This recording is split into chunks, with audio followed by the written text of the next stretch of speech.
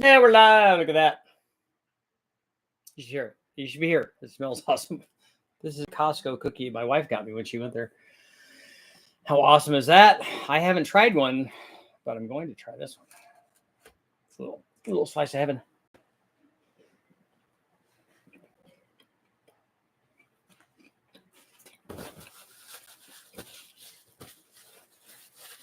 Got to fuel up.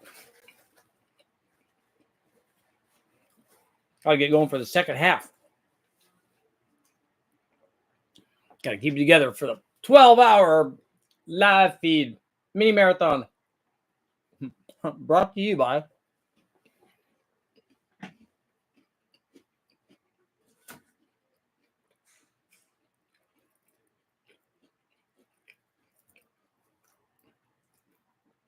you can win this. Fabulous prizes. Probably not. Salty, what's going on? First comment. We're going to talk about, I'm going to have another bite of my cookie before I do that. This is awesomeness.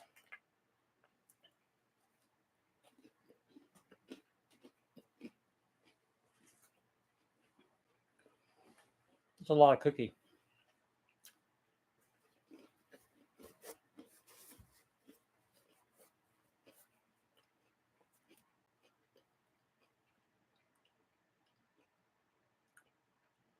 Ice baby.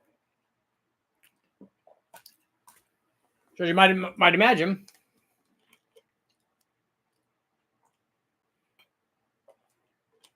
we're talking about ice water, intercooling, and how awesome it is, and how cheating it is. I get both of those. So I can tell you that we run, I run a lot of turbo stuff, blower stuff, whatever, on the engine dyno. And we do, typically I'll run an air to water intercooler on it. Some kind. I've run lots of different ones. We run the dual core one and the big bang motors from the guys at CX Racing. We have the other single one that we've run, the Pro Charger one I've been running for a long time. We've run more than a few of them. And the reason I like running those is it's a much easier setup on the engine dyno because we have 2,500 gallons of water essentially. We kind of have an unlimited source. And so whatever the water temperature is, depending on what time of year it is, basically, because sometimes during the summer, it can get up to 90 degrees or more. And while that's not terribly hot, a lot of times the dyno doesn't like it. The nice thing about the air to water, as I said, is hooking it up on the engine dyno. We don't have to have a big air to air intercooler. And then with some sort of fan assembly and shroud assembly and all that, and are we getting the amount of airflow? And I can't believe how much grief I've gotten over the years, especially way back. Not so much anymore. I think guys have started to realize maybe that they trust I kind of know what I'm doing. But certainly back in the day, I would get, that's not, particularly the guys that are using air to air intercoolers. And that's their favorite thing, so it must be the ultimate thing. We know you don't have nearly as much airflow as the motor as that car will have at like 100 miles an hour. I'm like, well, yeah, we could discuss that, and that's a possibility.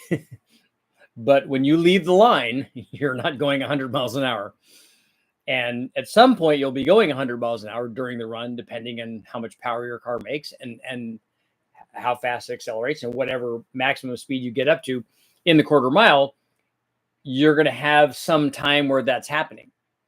But most of the time, you're not going to have that happening. You're certainly not having it happen at all. You're just having it do the reverse of that. You're probably having it heat soak at the beginning. So we can have that argument or discussion. Discussion is a much better word. But I don't have to try to set that up on the dyno to get, to somehow maximize airflow. I remember guys telling me about, you need to run some sort of two-stroke motorcycle engine to get a big enough fan to put the airflow in that we need to get in. I'm like, well, I don't think that that's the case. But an air to water eliminates all that. We just have, let's say, 80 degree water flowing through the core, and we have enough water flowing through the core that it maintains that fairly well. I don't do like, structured endurance testing where we would constantly worry about whatever the flow rate of that water is. It's a quick pass. It's not a big deal. If it's 5 degrees or 10 degrees or whatever off, it's not that big a deal. But I can tell you that when we run ice water, as opposed to, 70, 80, 90 degree water, particularly the higher temperature starting points, and especially when we would be running ice water is when the boost would be fairly high. Although in some of the tests, like the big block tests we'll talk about, we're only running 10 or 11 pounds. And because we had 2 gigantic turbos, I mean, we were making over 1,000 horsepower, but we had 2 gigantic turbos on it, relatively speaking. We had 2,000 horsepower with the turbo, and we only had 1,000 horsepower or 1,100 horsepower worth of power that we were using. They were pretty much in their sweet spot. And we ran just ambient water, and then we ran ice water, and we were still up like, 50 horsepower. Although, like always, we're not controlling the boost with an electronic controller. So there's a change in boost. People can argue that back and forth. Here's what I can tell you. Using ice water. In that instance, we were only running 10 pounds. The charge temperature is not very high at 10 pounds. When we're using ambient water versus ice water, the change in temperature that we would get between those two things at only 10 pounds, like the resulting output after the intercooler, the amount that you would be dropping that is not a lot. Because, let's say it was 75 and now it's 35 or 32. That's what the transfer medium is. And the 75 you're able to get, let's say 90% of the temperature out of it at 10 pounds anyway. You only have 10 more to play with. So you can't get big gains. It's when you have 300 or 400 degrees coming out of the turbos, and then you're able to knock much bigger chunks off where you get big gains. So like when we ran it on that motor, on the 540 big block, the blueprint motor with 2 turbos on it. I ran it on the Bonneville motors. All of the Bonneville motors had ice water on them. Any of the forced induction deals had ice water on them. And the nice thing about that is that we like watching while we're making the run, the air temperature that we're monitoring when the motor's not under boost is the ambient temperature or higher than ambient because of where the temperature gauge is, in the engine compartment. It gets hot when it's sitting there ready to make a run. But then when we go out and start, especially when we're able to get to finally wide open throttle and make some boost, and we're getting some airflow and we're utilizing the intercooler, now we actually start to see a reduction in charge temperature during the run. The air temperature goes down during the run because now we're using the airflow, and we're using all of the intercooler, and we have a 32 degree transfer medium, and we have, let's say 15, 16 pounds coming out of the turbo, and it's going through this air to water intercooler. We also have a pressurized source in front of the radiator, which is where where we're grabbing air for the turbo. So it's ambient, and it's a good situation. And I can tell you that every time we've tested ice water, and I've tested it probably, 10 or 12 times as a back-to-back thing. We've used it a lot more than that, but I've tested it directly back-to-back. I'm sure, like I said, maybe a dozen times. When we do that, every time we add ice water to something at any boost level from 10 pounds to 30 pounds, because we've run on some of the big bang motors at 30 pounds, 29.8 pounds. When we do that and we put ice water in it as opposed to the ambient water, the motor sounds so much more pissed off and so much happier with the ice water than it does with the regular, like, ambient water temperature. it makes it sound like it's a whole new motor. So it's way happier. And in addition to that, it's a lot safer because we've dropped our charge temperatures. And in the case of something that's going to be 30 pounds, you've dropped it by a lot. And it makes a big difference in the power output and the safety factor. And that's why we do it. Guys would argue that that's cheating. You can't run ice water, blah, blah, blah. But for Bonneville, there would be no other way that I would run it. I mean, if you could have using ice water, if you can have your turbo temperatures, the discharge temperature coming out of the intercooler to be lower than ambient, you're doing pretty good. And it just helps it make a lot more power. And again, like we were talking about, with lower compression, lower charge temperature, the right air fuel, the right amount of timing, your tuning window is just much bigger. Your safety margin, should something happen, is so much better. That's why when we run places like Bonneville, and I'll do this with the Metro as well, and I did it with the Sprint, when we run those places and sustained RPM and boost and power, when we do that, we want the thing to be as safe as possible. It has, a reasonable or minimal amount of timing. At Bonneville, we didn't have a lot of boost. We didn't ever run more than 17 pounds, even on the very, very fast runs. We had ice water. We had high octane fuel. We didn't have E85, which I would run now, especially at that boost level. I definitely would run that now. But the E85, I think, would put us in a fuel class, and we ran in a gas class. So we just ran high octane race gas, which is more than safe enough. I think we ran, I don't know, 118 or 120 or something, whatever they had there at Bonneville. It was more than enough for what we were doing. We didn't even need anywhere near that. And it's funny that you go up and talk to the gas guys and they're like, how much boost you're running? We're like, that doesn't matter. You should ask me how much power we're making, but that's part of the deal. So ice water works very well. And obviously I recommend it for anytime you can run it, you should. But here's where you won't run it. You probably won't run it on the street because the ice will melt and you won't have ice water anymore. Guys sometimes will run it at the drag strip, but then they have to offset the extra weight of ice water versus the added power, and the added weight. So what is the net change in acceleration? Are you gaining mile an hour? Are you gaining ETs? What are you doing when you do that system? If you already have an air to water, then you should put ice water in. If an air to water system is already part of your setup, like factory supercharged Hellcats and things like that, then ice water is definitely a way to go. If you have a non-intercooled setup and you're wanting to run a lot of boost, you're going to put ice water on it, you're going to drag race it. You have to figure out, hey, look, I'm adding 100 pounds or 200 pounds or whatever it is. Right off the bat, that's going to reduce the ET in mile an hour. Am I going to gain that back? And is that enough of a trade-off?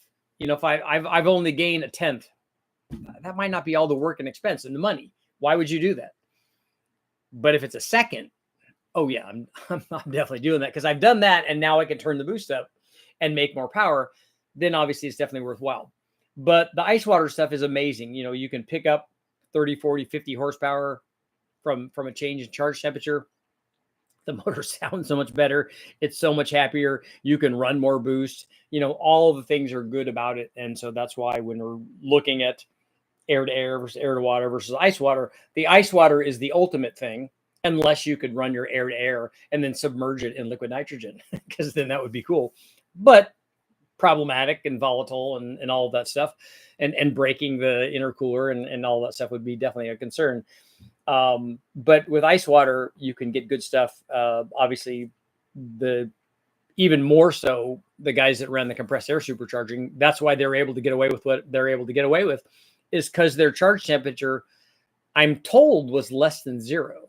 So I didn't see the temperature measurements, but that's what I was told. And judging by the fact that the gains that they were able to get, the percentage gains that they were able to get over their NA power output at the given boost level, and the fact that they were able to run essentially NA timing, and they ran this thing at the track and everything.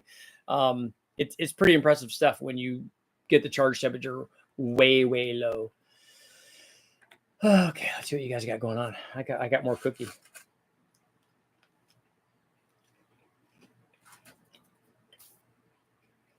What about adding an ice maker to the car? We had our refrigerator go out. Luckily, Lisa saved the day. Remembered that we had a some sort of warranty thing for our appliances, and so we got it fixed. But for a while, we did not have an ice maker. So my oldest son, bought us a little ice maker. So he just plug it in and make ice. It was awesome.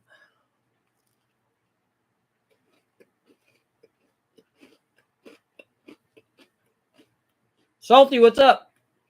What's happening, brother? I'm just chilling in the garage playing with Mustang parts. That's awesome. What year Mustang parts are they, and what are they? Are they super cool? Are they a cross-boss intake manifold by any chance?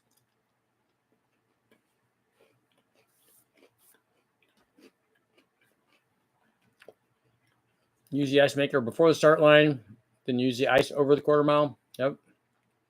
Eric, what's up? Taylor, Salty, Kent. Leftover nitrous, CO2. Whatever chills, whatever cools the beer off. We did put drinks in the 10-gallon cell that we had at Bonneville. There was always lots of ice left over on our thing. I think the ice intercooler is going to work. There you go. I was waiting for the next live. How am I late? It's live. It's all the way live. There's like a 5-minute intermission in between each one, but not very much.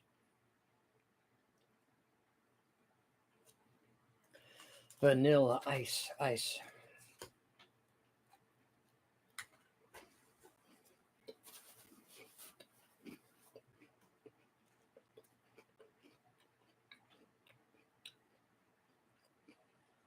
I got 160 degrees, or 100, is that 160 inches of 1.5 Schedule 40 pipe in the cooler as the exchange.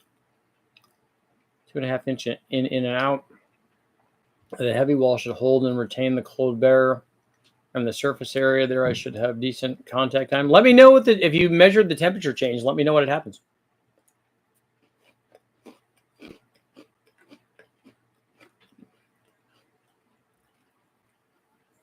I'm interested in the new ACES TBI fuel injection. Has anybody tried it before? I haven't run it. Man, that's a big giant cookie. I only have part of it left now.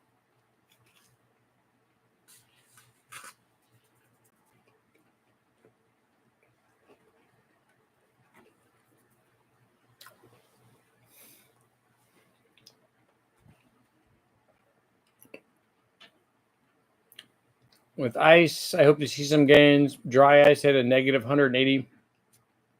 The problem with dry ice is it doesn't impart that negative 180 degrees to anything. If you put it in water, the surrounding bubble doesn't allow it to transfer that very well. You might transfer it directly to metal.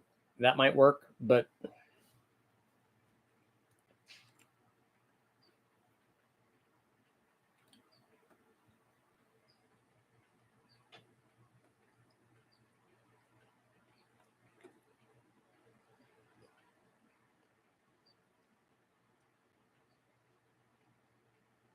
make some hits. Hold up. Let me grab some fuel.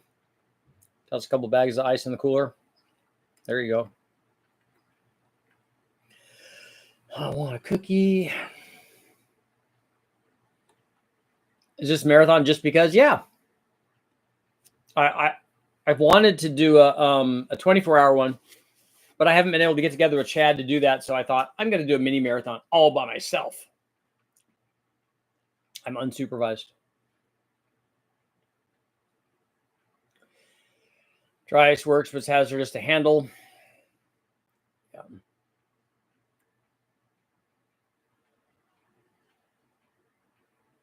I'm hoping for with the dry ice theory. Yeah, we'll see. I've heard people talk about dry ice and acetone. I personally don't think that that's a very good idea.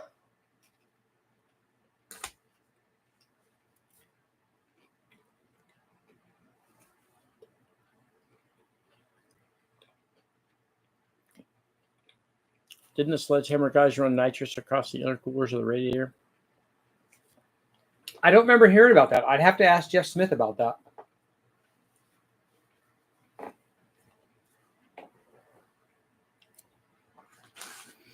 I don't know how you do that and don't grab some of the nitrous into the motor.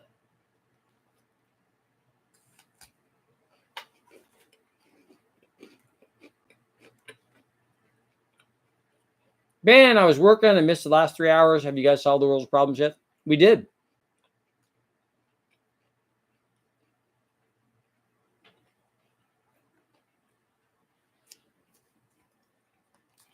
It's all solved as long as you have ice water. It's all fun and games until you run out of ice.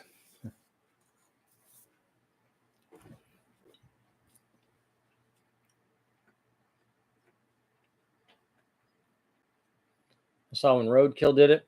I've run nitrous across the core. I did a test on that because we had the guys from Nitrous Express supplied one of their intercooler rings that mount on the air to water or air to air, and then you run nitrous through it.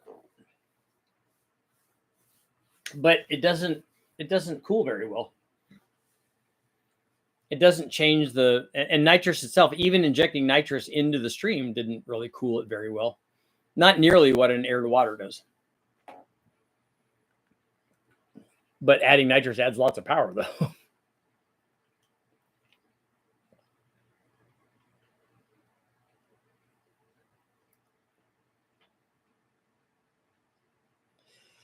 My daily is an X1 135i. I was thinking if I take it to the track, I'll try building an ice box to dump to the air box to replace the filter. Was anyone ever tried that?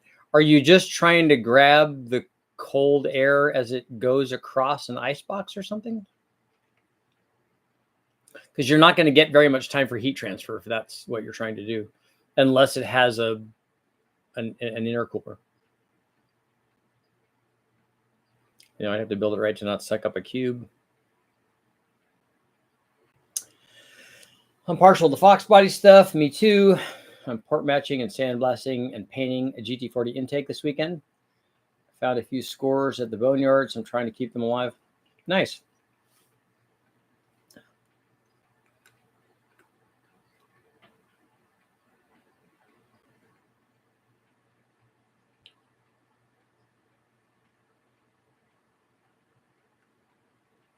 Dry ice filled cooler with exchanger inside, buried it. Yeah, but the air has to go in and come out of that, right? So you can measure the air in and out of that to see if it does anything. Right? Am I missing something? Windshield pumps to spray water across the radiator. Yeah, you could help keep things cool by doing that. Acetone and brake cleaner near the welder is not good.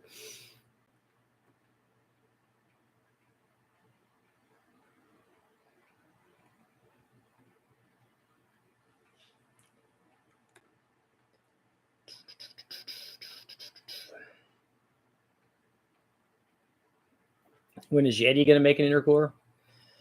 I recently scored a BBK SSI. Website claims 257 CFM at 500. So I'm excited to see what that's like. I don't know what you're talking about. You're talking about the intake manifold? The SSI is an intake manifold, right? So the intake manifold flow is not going to be at any kind of given lift range because there's no lift on the intake manifold. It just flows what it flows. Richard, can an old dog learn to tune a Holley Terminator controller? Yes. Dry ice gives off CO2. It will help magnesium burn better.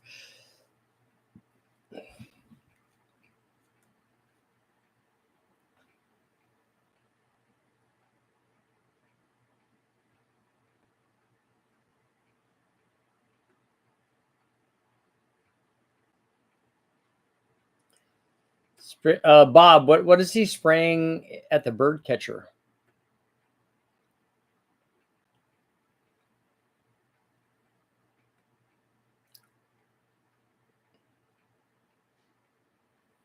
After all these years of owning a Holly, I wish I'd learned more. Ice water intercooler versus the world. Cans of the air duster mounted upside down.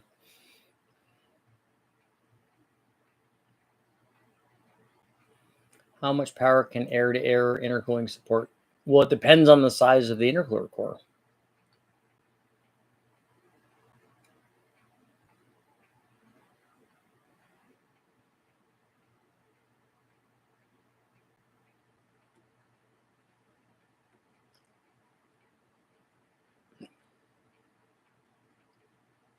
It's all about thermal mass. Did ice water cooling on the 5-liter turbo deals in the 90s?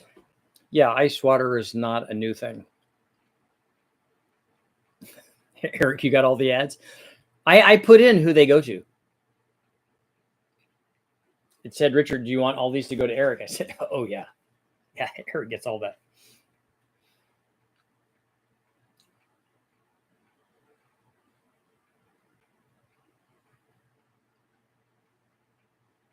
Richard, I believe a 50 shot of NOS at the catcher has a ring he's made that goes around the circumference with tiny injectors to fog it. How much power does the thing make? Because a 50 shot of nitrous is not going to change the air temperature almost at all. We ran 150 shot. It only changed the temperature 30 degrees. And that was on a turbo application.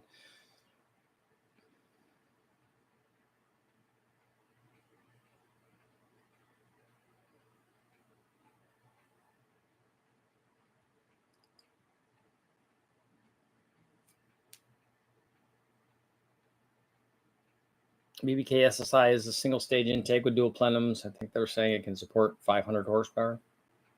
Do you have a recommendation for heads and cam that would do that all motor? Well, Airflow Research 185 heads will certainly support 500 horsepower without any problem. Do you have a motor that will do that? Because your 302 is not going to do that if you have a 302. And you'd have to have a lot of camshaft to make that happen.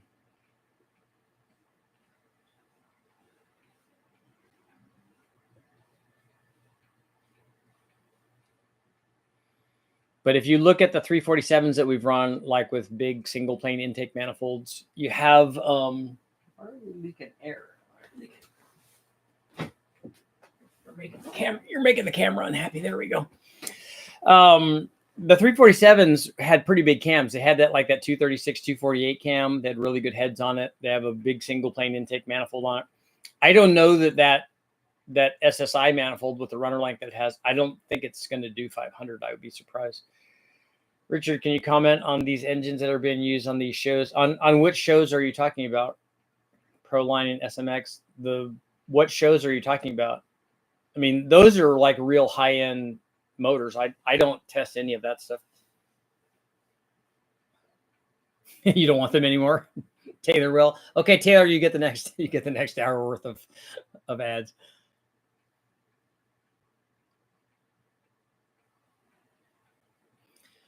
I'm not sure. I'll ask him. It makes enough to wheel stand a steel body Camaro. I know, but that doesn't mean anything to air temperature. That's not really the discussion we were having about it changing the temperature.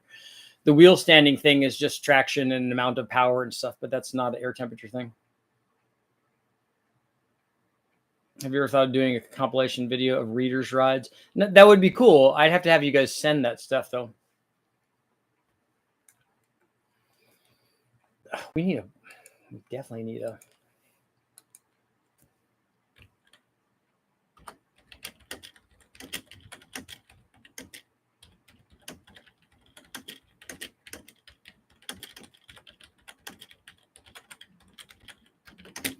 Have you ever run ice water in an air-to-water intercooler?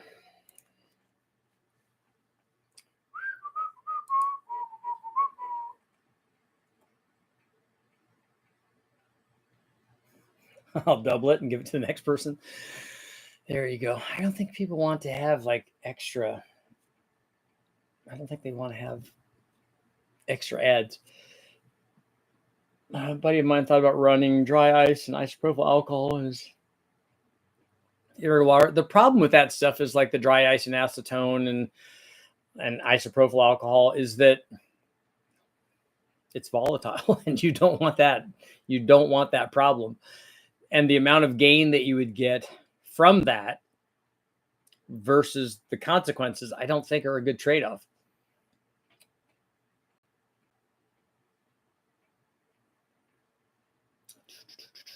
Bob, yeah, if he's hitting it with a 50 shot, the gain from the 50 shot is going to be way more than any kind of gain that he would get from temperature. That's a real thing.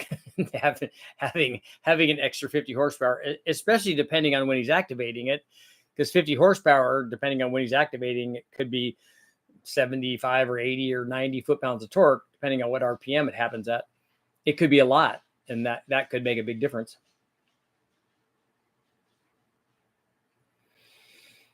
But I remember doing the testing on the Big Bang motors, particularly the last 6 liter that we did. I think it was the last one. Let's see. Let's take a look here. File, test description. That one's a 540. We don't care about you. We do care about you. We love all of our big blocks and small blocks equally.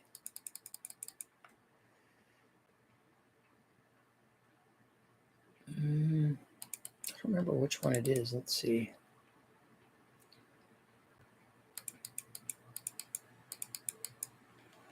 Nope.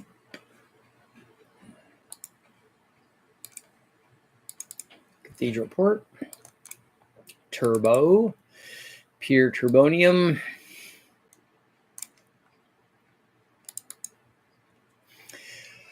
Yeah, this is a Gen 4 motor.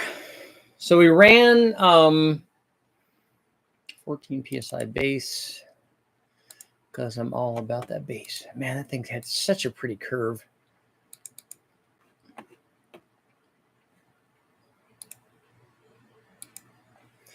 Yeah, we went from ice water or from normal water to ice water in that dual core intercooler on the Big Bang motor on the 6 liter.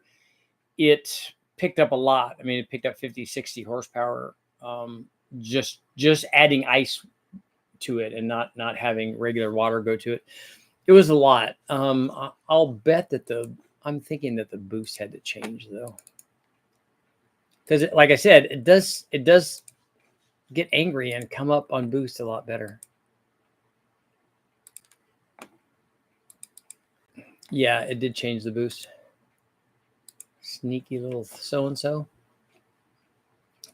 By a little less than a pound.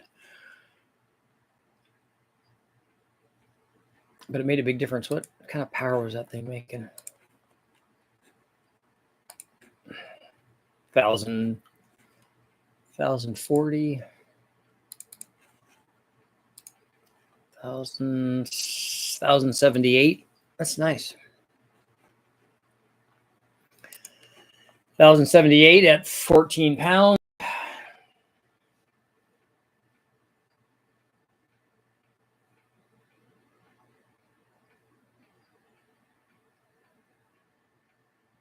Can always use salt with the ice water. Yep.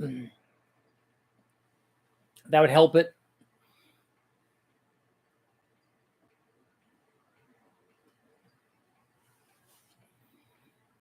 But again, corrosion. There's never like a good thing. Dang, Taylor's getting some shade. Nothing but love.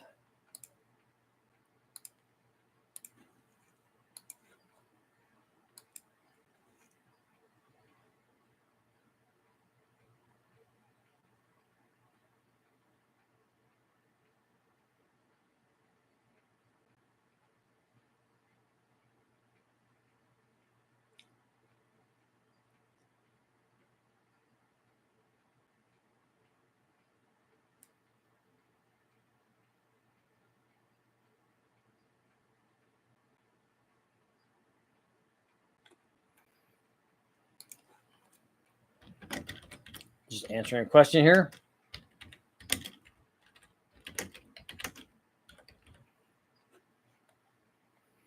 Question about 400M cams. You know, 400M, that's right. I said what I said.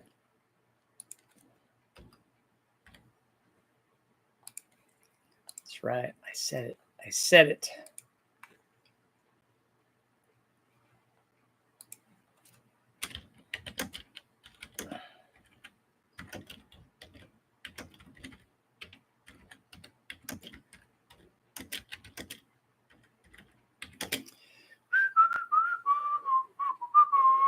I'll be right back. I'm almost there.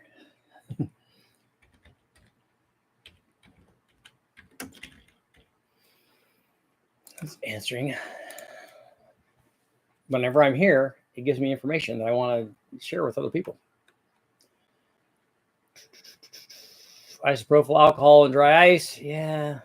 Interesting subject is 18-wheeler air-to-air intercoolers. They are 1 inch thick and huge surface area. The 4 to 6 inches thick air-to-air coolers are mostly heat sinks. Do ice bags on the intake help? I've seen the track, but skeptical of the benefit. Yeah, when the guys from Engine Masters, they did that test on the dyno, which I think I think you'd see even more of a gain at the track because if the hood was closed, you would get more of a temperature change. But the ice bag in the intake manifold definitely did help.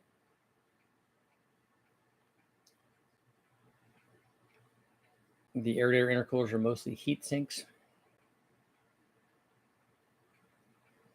Back in the day, the air-to-air intercoolers that they had on the turbo diesels, the F-Series trucks, were good air-to-air intercoolers because they were inexpensive. You can buy them directly from Ford.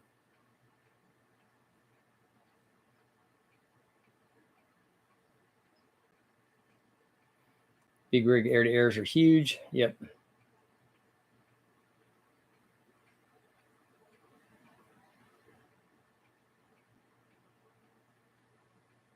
At work, we had Peterbilt with compound turbos, 2 intercoolers. One was between the two turbos. Yeah.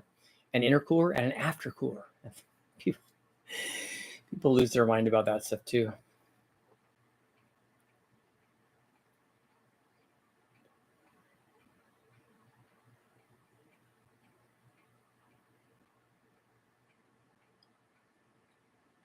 Can undercar tubular heat exchangers reject enough heat to keep charge cool? Do you need a ton of heat exchanger area if you aren't in boost often? What does an undercar tubular heat exchanger look like? I'm not familiar with that. Nick, if you're looking at a camshaft, send me an email. I'll put my email down here right now. Right now, yo.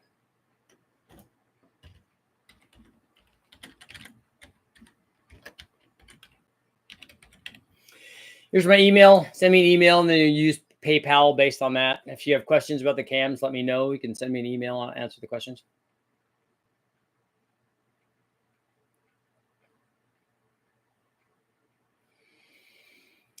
But Doctor, your question about the heat exchangers is kind of an important one. I like it because it shows in most cases you're not under boost all the time for any sustained length of time. You know, some guys will be doing that at the track, so they go through the quarter mile. Some guys will be doing roll racing, short of doing the silver state stuff or a lot of on-off stuff like road courses. Although even in road courses, are you doing this for like an hour? Is it like a world challenge race, or is it for 3 or 4 laps and then you come in? The length of time under boost is going to affect your need for intercooling sizing and flow rate and stuff. I mean, I ran the Silver State with my Mustang with no intercooler, but I was only running it at like 7 pounds of boost, so it wasn't very much. Do eBay air-to-air intercoolers work? I've heard conflicting things. The ones that I've run, but again, we've only run them for short pulls on the dyno from 3,000 to 7,000 or whatever. They have worked, but that doesn't tell me what they do when we're doing some stuff, you know, out on the street.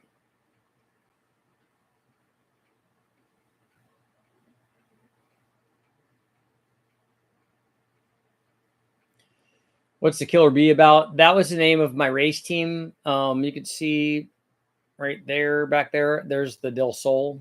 It was painted like a bee because we did B16s.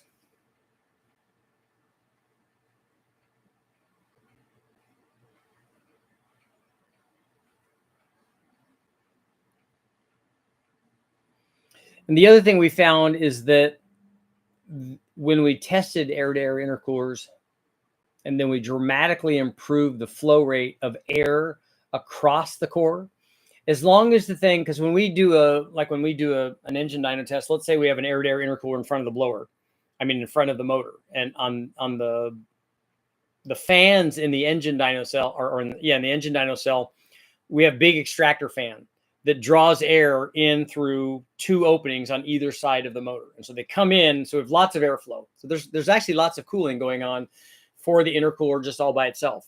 And the intercooler is cool when we first start the run. And then when we go to wide open throttle and let the boost come up. So the thing is starting out cold for every pull, unless we just do a whole bunch of successive runs, which is fairly rare. But it starts out cold.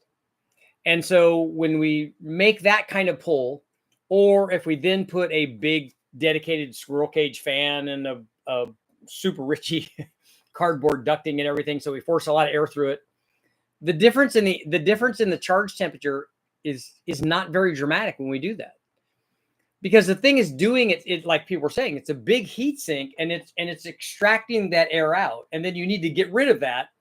But in the short period of time of one run, plus the fan going and everything, it's doing that pretty well already.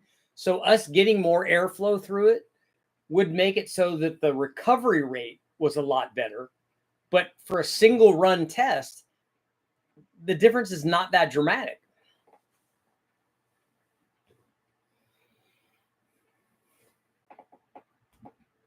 I have a 331 stroker with a full GT40 setup. 290, 302 duration. Is that that must be an advertised duration number? Got a Vortec blower, dyno at 450 at the tires. I'm looking for more power and the snappiness of an all motor thing. Okay. A GT40 setup is not going to obviously get you there in terms of power, but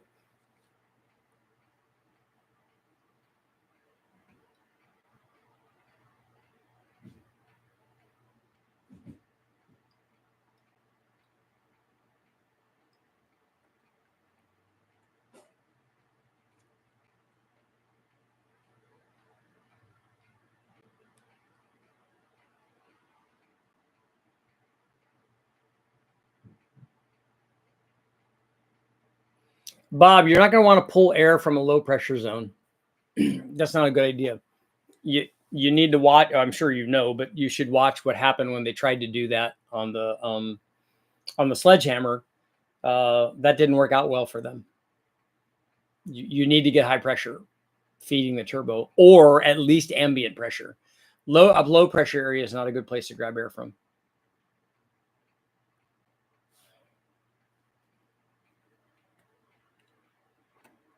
An intercooler needs a lot of surface area to dissipate heat. Check and compare the fin size.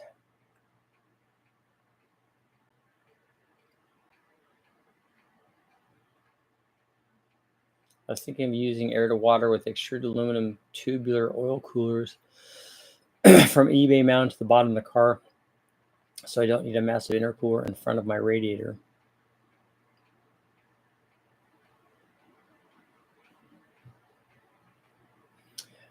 I would be worried about the flow rate of your oil cooler things.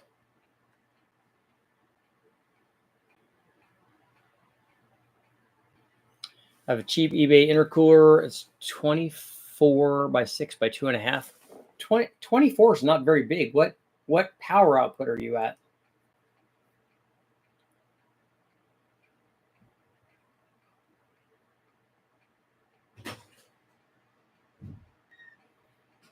Yeah, you have to have the right core size. I mean, when we went from the ProCharger core to their upgraded core, we saw a big change in power and boost in the motor because it was restrictive. We went from their 3-inch in and out to the 3.5-inch in and out. And it made a big difference in power. Have I ever tried naked ducts? I haven't tested them like out in the world.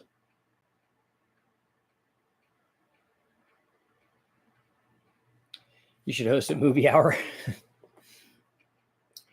It's stock L28. I think it did the calculations wrong. Ron chose a 2-foot intercooler is not really big enough. An air-to-air is not. That's not even close.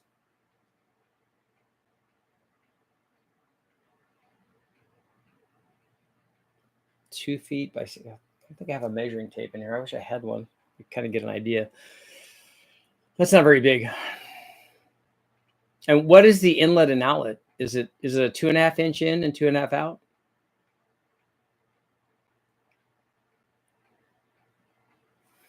How's our poll doing? 73%. Have you ever run an ice water and an air to water intercooler? 73% are saying no. So only a few people have run air to water.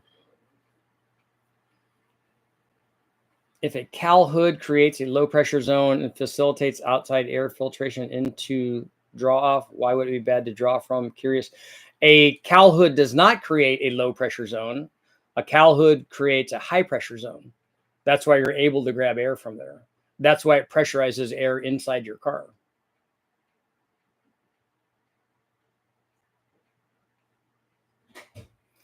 I was told naked ducts can make like 16 PSI on planes. It probably can make 16 PSI, but at what speed is that at?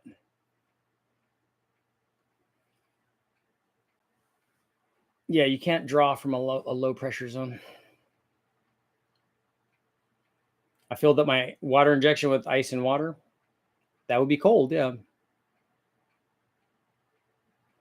I have 2 L28s.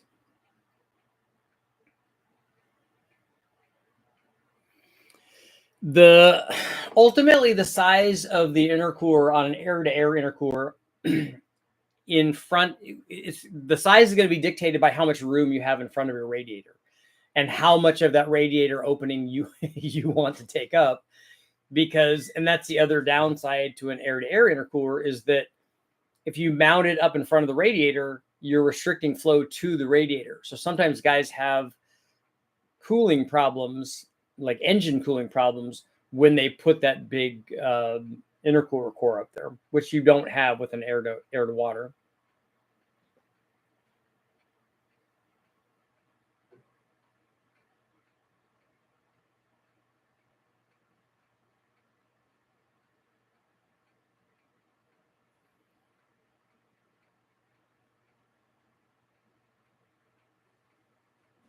I have one cut down NPR cooler, another that are pretty big. Yeah, I'd have to take a measuring tape and see. I don't remember what the opening size is on the Z. But an intercooler is a really good idea on, particularly on a non-intercooled application like that.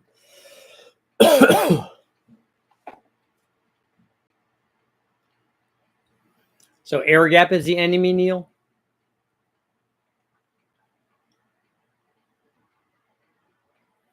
Ran an air to water on the Sentra. No, I don't have an intercooler. Is that because you're running methanol?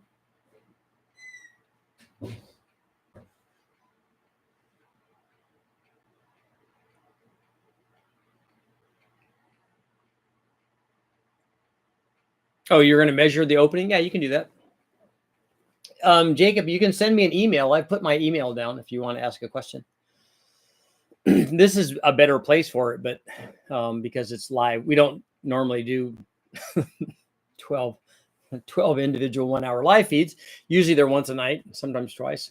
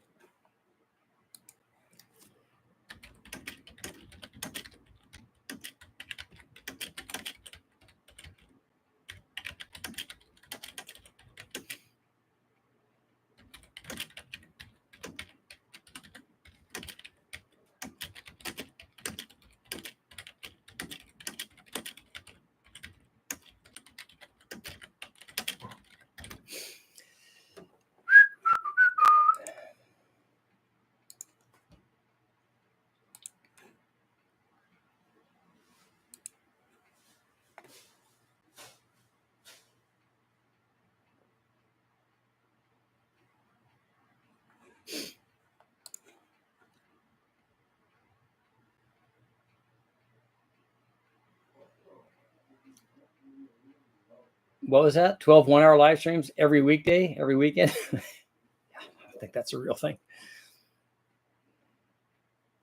I need a tube style intercooler. Like the chili bomb? 39 by 14. Okay, so that gives you an idea of where you should be. I was thinking that it was going to be closer to 3 or 4 feet than it was to 2 feet. But it like, and if you had the surface area of the core, like if the end tanks overhang the radiator area, that's okay because there's no flow through that anyways.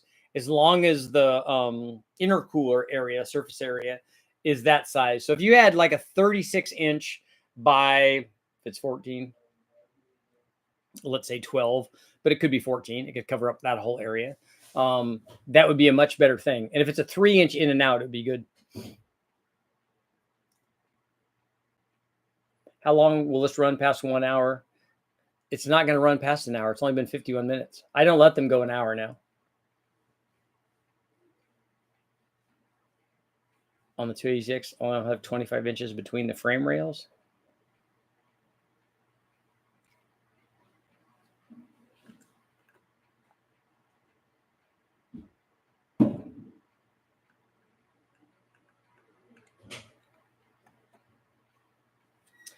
And there'll be difference in types of air-to-air cores too. Porsche use a different core manufacturer for the race engines. C-can cores are the best. Something like 30,000 for intercooler. Seems like a lot. I would like to see. I mean, Porsche is obviously very good. They know what they're doing in racing. But I would like to see what the difference is. I'd like to see if it was, because for racing, they would be very interested in a lot of things. They'd be interested in weight.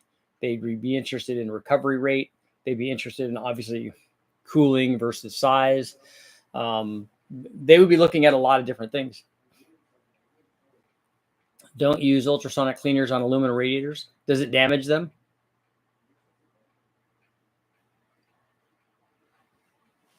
Is the difference 1 or 2%? That's the thing. If you're looking at the last little bit, and especially if you're Porsche, then you spend that kind of money to get the last little bit. But for the rest of us, I'm good at 98%.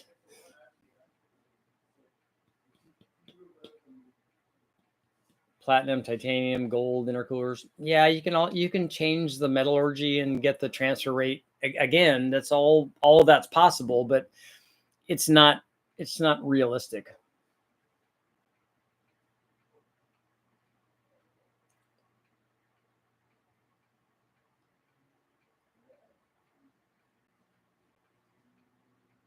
Keeping the fins on the radiator clean, that's important. I know I remember brushing out the radiator on my truck. I'm like, how is this thing even cooling? The fins will corrode at 20,000 hertz.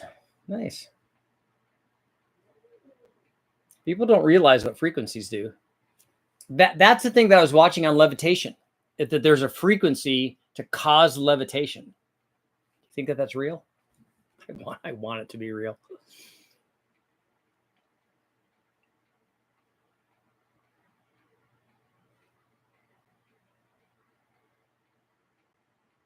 I might buy one from eBay. They're cheap.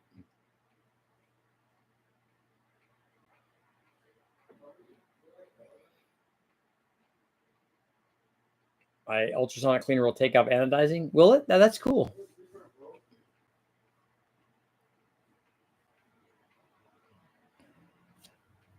It is amazing. And it cleans injectors very well too. And I think maybe my wife's like ring cleaners or whatever, those might be ultrasonic.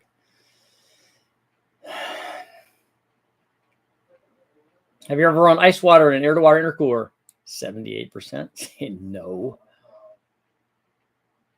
We had issues with the drag Evo. Timing belt got into a harmonic resonance that would throw it. Another tensioner fixed the problem.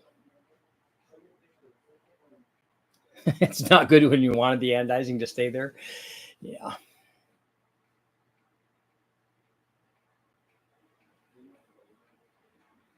Yeah. You'd kind of like that to be something different, right?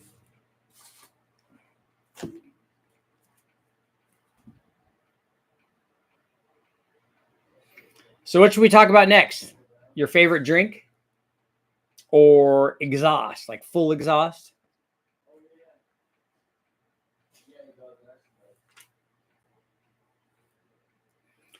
Tunnel ram. Bore versus stroke. Turbo cams. UFOs. Awesome. Exhaust harmonics. Full exhaust it is. Favorite soda? Tempted to crack one open. Exhaust harmonics.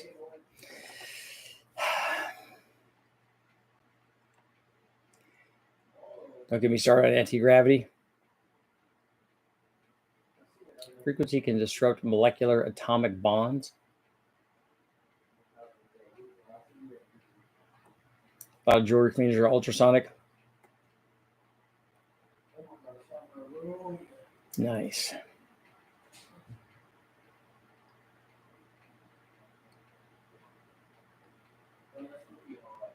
Kyle, that would be awesome if you did that. I have a 4.8 swap Dodge Dakota, bed-mounted S480. Found a Peterbilt intercooler that takes up the whole tailgate opening. Got to make a cable to drop the tailgate from inside the cab. Dude, that would be awesome. That's very Mad Max. Best place to find cheap custom cams. The place in Oregon has them. If you're doing regrind stuff. And then also Schneider has stuff here. Freiberger did the best exhaust flow test with the header, the one where they smashed the header.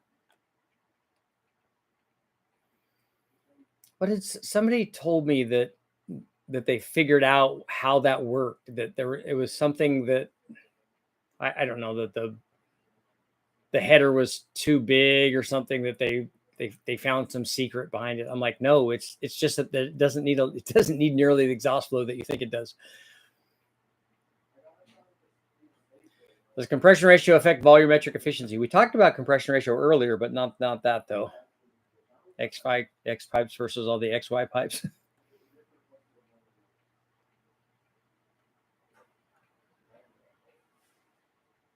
Can exhaust be too big or too loud?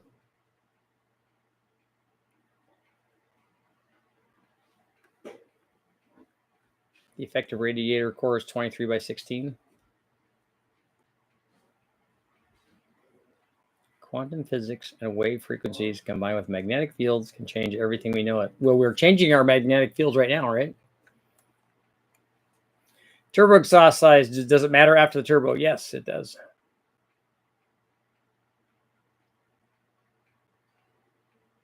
James, we're doing 12 hours, man. Got one more minute. We're going to get rid of our poll at 71%.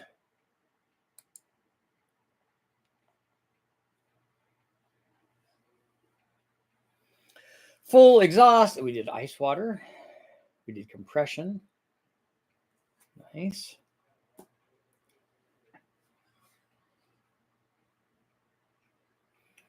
Pretty night sky in the UK right now.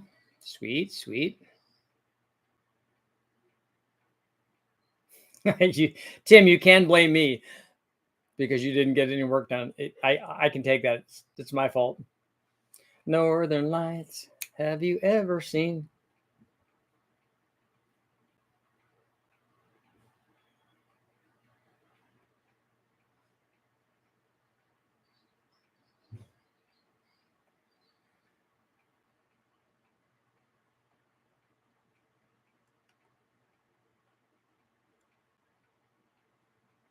I know we did lose 1%, but that's okay. That's a rounding error.